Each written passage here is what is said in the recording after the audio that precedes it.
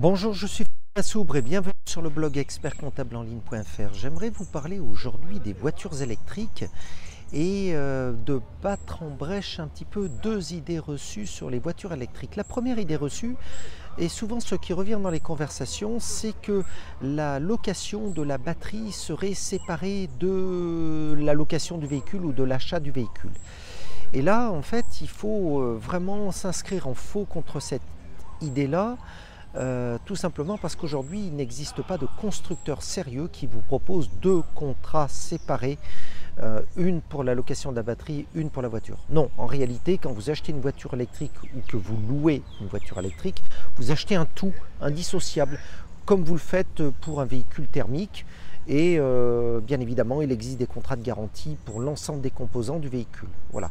Une batterie électrique, ça ne tombe pas plus en panne qu'un moteur thermique ou qu'un moteur électrique. Donc dans tous les cas, si vous voulez, il s'agit simplement d'une technologie différente et qu'aujourd'hui les constructeurs commercialisent de la même façon qu'ils commercialisent les véhicules classiques. Donc pas de complexité particulière. Le deuxième élément aussi contre lequel il faut s'inscrire en faux, c'est le coût. Alors on parle souvent du coût du véhicule en disant effectivement les véhicules électriques sont un peu plus chers que les véhicules thermiques. Alors aujourd'hui c'est quasiment plus vrai parce qu'on voit qu'avec le bonus écologique fait par les gouvernements pour favoriser ce type de véhicules, eh bien, à l'achat on est tout à fait comparable à des véhicules on va dire de même gamme dans des moteurs thermiques.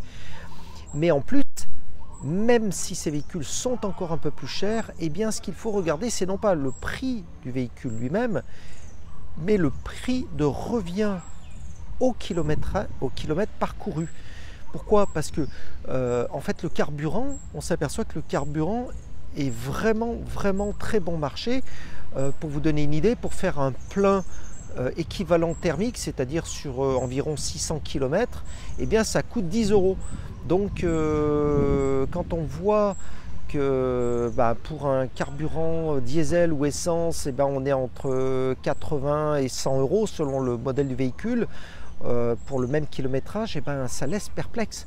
Parce que là, il y a un élément très important du prix de revient au kilomètre, c'est le carburant. Le carburant à lui seul pèse facilement 40 à 50% du prix de revient au kilomètre. Donc, grosse maille, on va être à des prix de revient kilomètre qui vont être situés entre 20 et 22 centimes d'euros au kilomètre pour un véhicule électrique, alors qu'on va être à 45 voire 50 centimes d'euros le kilomètre pour un véhicule thermique. Donc c'est ça qu'il faut regarder, c'est pas uniquement le prix d'achat, mais le prix de revient au kilomètre.